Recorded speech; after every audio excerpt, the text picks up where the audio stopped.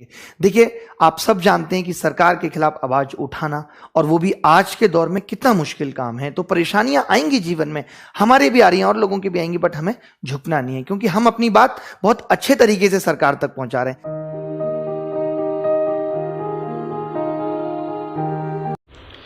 Hello friends, आपका improve learning with Aditya channel में बहुत बहुत स्वागत है। दोस्तों, आज शाम को 5 बजे 5 मिनट के लिए आप सभी को, जितने भी स्टूडेंट्स हैं, उन सब को ताली और थाली बजाना है और इस प्रतीकात्मक विरोध से हमें सरकार को, हम स्टूडेंट्स के लिए सोचने के लिए मजबूर करना है।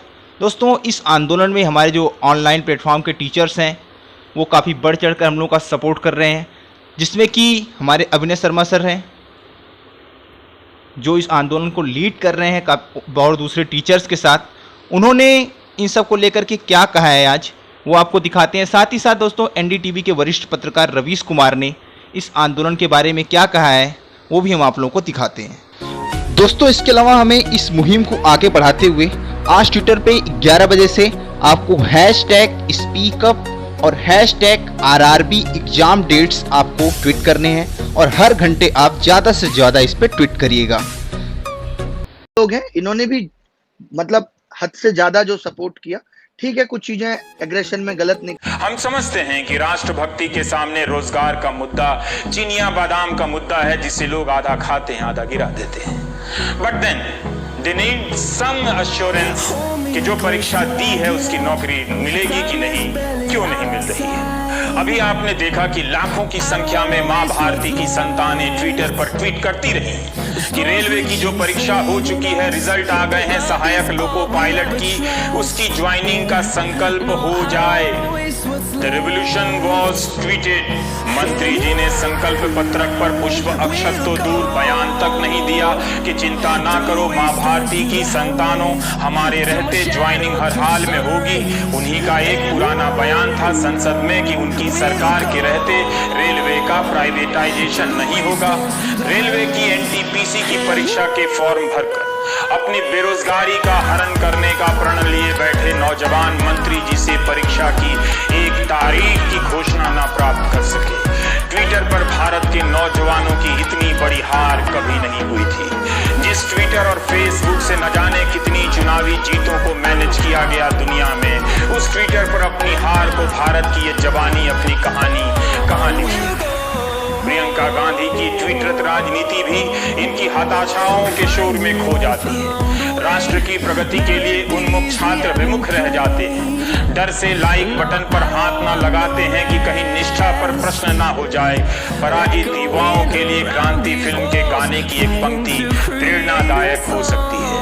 वो जवानी नहीं जिसकी कोई कहानी ना हो। प्यार का सुंदर गाना ही इंसान को सुंदर बनाता है। You know what I mean. हम सभी छात्रों ने अभी 1 सितंबर को ग्रेजुएट कैंपेन आयोजित किया था। SSC CGL 2018 tier 3 descriptive paper के रिजल्ट के जो पेंडिंग पड़ा है पिछले 8 महीनों से, उसको तारीख के लिए, और ये ट्विटर कैंपेन काफ़ी सक्सेसफुल रहा।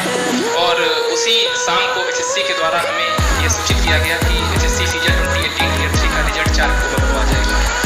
परंतु हालांकि वह ट्विटर कैंपेन जो उसका उद्देश्य था उसकी पूर्ति करने में वह सफल रहा, परंतु इसके अतिरिक्त छात्रों की एसएससी से कई सारी मांगे अभी भी शेष हैं, जैसे रैंक लिस्ट का मुद्दा, जैसे वेटिंग लिस्ट का मुद्दा, तथा एसएससी में एक ऐसी अथॉरिटी हो जिसके द्वारा छात्र अपनी समस्याएं, अपनी ग्रीवेंसेस डायरेक्टली उस अथॉरिटी तक रख पाएं और एसएससी उनको टाइम बाउंड मैनर में सॉल्व कर सके। बच्चा एग्जाम का फॉर्म भरने के बाद इंतजार करता रहता है कि कब मेरी एग्जाम होगा, एग्जाम हो जाता है तो रिजल्ट नहीं आता, रिजल्ट आता है तो ज्वाइनिंग नहीं होती है।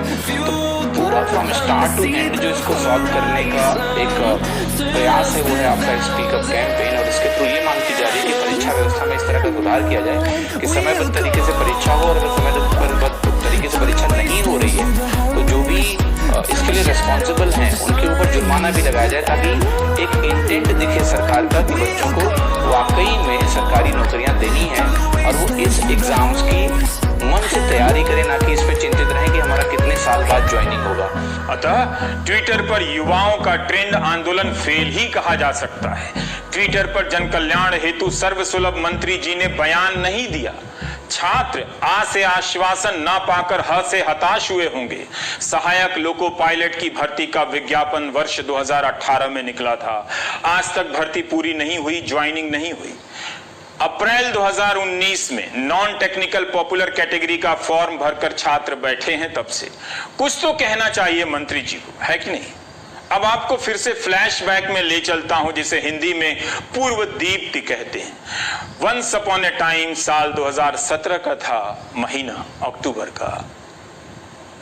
मंत्री जी ने कहा था कि रेलवे के इकोसिस्टम में 10 लाख नौकरियां बन जाएंगी। उस दिशा में काम कर रहे हैं। 10 लाख, इधर 1 लाख की भर्ती का पता नहीं। बयान में स्पष्ट रूप से कहा था कि रेलवे में भले सीधे तौर पर ना मिले इतनी नौकरियां, लेकिन रेलवे के इकोसिस्टम में 10 लाख लोगों को नौकरियां मिल सकती हैं। रेलवे में होने वाली सीधी भर्ती का तो हिसाब दे ही सकते थे मंत्री जो थे। विदित है कि अगले 1 साल के लिए रेलवे ने नई भर्तियों पर रोक लगा दी है। कौन यह प्रश्न पूछे कि हम कैसे जांचें कि रेलवे के इकोसिस्टम में 10 लाख में से कितनी नौकरियां बनी हैं? या ये बयान भी जीडीपी वाला बयान की तरह था?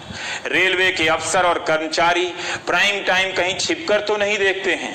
I mean just asking buddy, don't worry, I can see the time we are living in। Sanskrit तत्सम हिंदी उर्दू और अंग्रेजी का लुत्फ एक प्राइम टाइम में। माय